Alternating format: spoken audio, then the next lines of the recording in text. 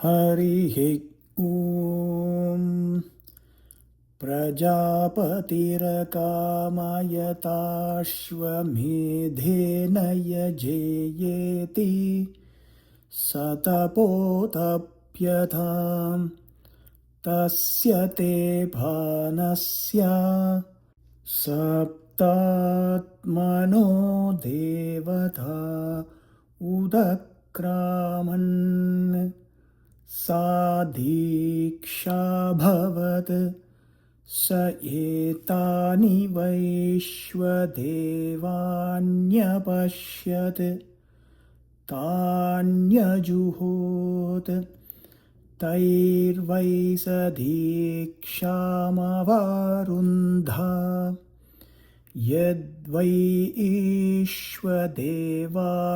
जुहोति दीक्षामेव तैर्यजमानो वरुन्धे सप्तजुहोति सप्तहिता देवता उदक्रामन् अन्वहञ्जुहोति अन्वहमेव दीक्षामवरुन्धे त्रीणि वैश्वदेवानि जुहोति चत्वार्यौ उद्ग्रहणानि सप्त सम्पद्यन्ते सप्त वैशीर्षण्याः प्राणाः प्राणादीक्षा प्राणैरेव प्राणान् दीक्षामवरुन्धे एकविंशतिं वैश्वदेवानि जुहोति एकविंशतिर्वै देवलोकाः 12 मासाः पञ्चर्तवः त्रय इमे लोकाः असावादित्य एकविंशः एष सुवर्गो लोकः तद्दैव्यं क्षत्रं सा श्रीः तद्भ्रद्नस्य विष्टपम् तत्स्वराज्यमुच्यते त्रिगुंशतमोद्ग्रहणानि जुहोति त्रिगुंशदक्षरा विराट् अन्नं विराट् विराजैवान्नाद्यमवरुन्धे त्रेधा विभज्य देवताञ्जुहोति त्रियावृतो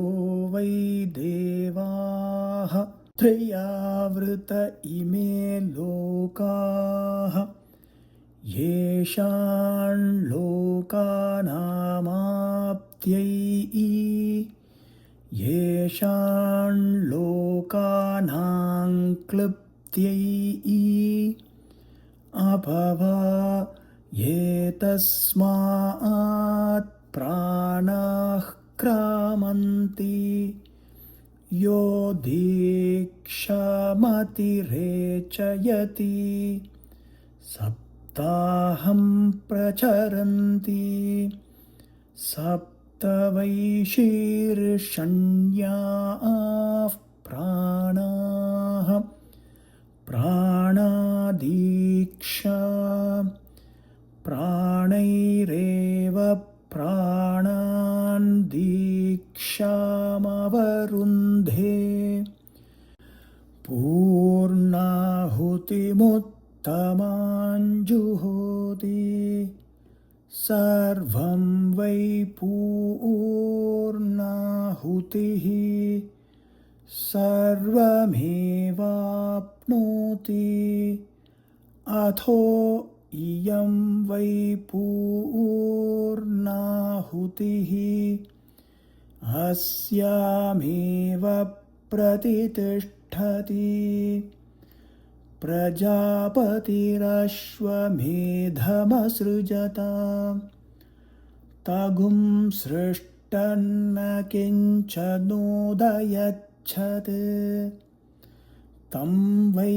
ईश्वदेवान्येवोदयच्छन्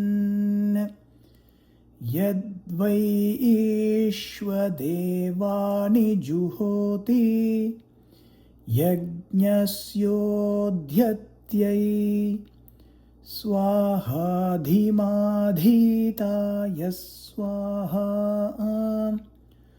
स्वाहाधीतं मनसे स्वाहा स्वाहा मनः प्रजापतये स्वाहा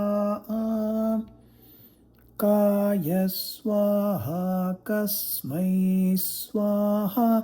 कथमस्मै स्वाहेति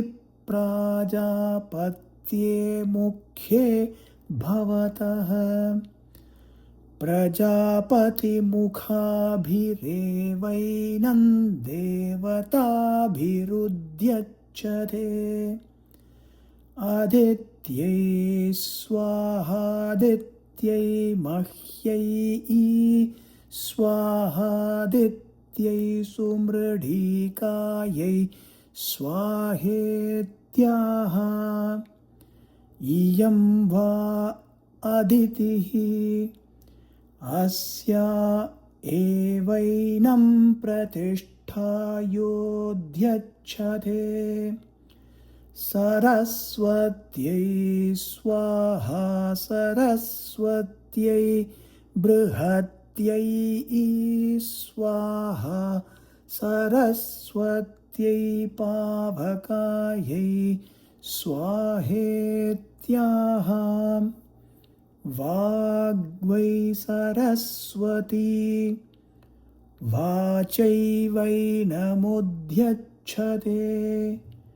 पूष्णे स्वाहा पूष्णे प्रपथ्याय स्वाहा पूष्णे नरन्धिषाय स्वाहेत्याह पशवो वै पूषा पशुभिरेवैनमुद्यच्छते त्वष्ट्रे स्वाहा त्वष्ट्रे तुरीपाय स्वाहा त्वष्ट्रे पुरुरूपाय स्वाहेत्याह त्वष्टा वै पशूनां मिथुनानागुं रूपकृत् रूपमेव पशुषु दधाति अथो रूपैरेवैनमुद्यच्छते विष्णवे स्वाहा विष्णवे निखुर्यपाय स्वाहा विष्णवे निभूयपाय स्वाहेत्याह यज्ञो वै विष्णुः यज्ञायैवैनमुद्यच्छते पूर्णाहुतिमुत्तमां जुहोति प्रत्युत्तब्ध्यै स यत्त्वाया सावित्रमष्टाकपालं प्रातर्निर्वपति अष्टाक्षरा गायत्री गायत्रं प्रातः सवना